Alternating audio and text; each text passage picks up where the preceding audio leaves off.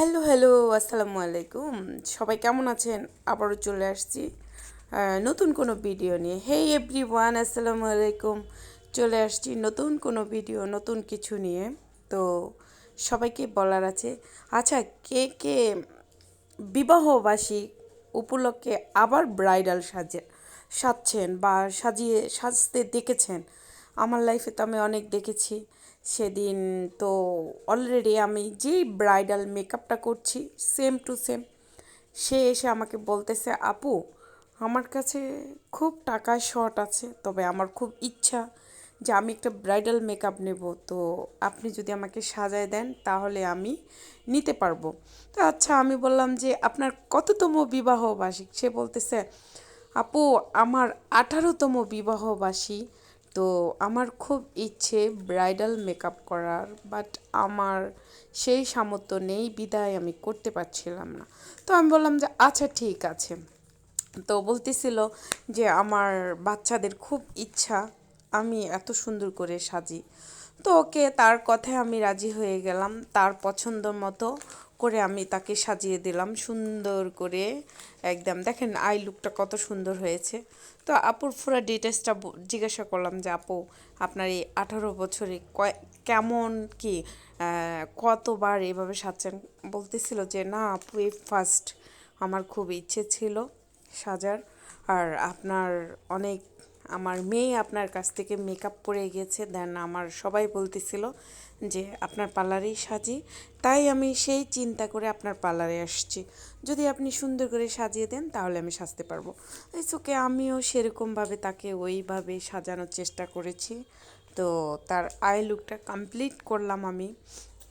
দেন করার পরে তাকে বলতেছিলাম যে আপু দেখেন, আপনাকে চিনাই যাচ্ছে না যে আপনার 18তম বিবাহবার্ষিক উপলক্ষে যে আপনি ব্রাইডাল সাজতেছেন।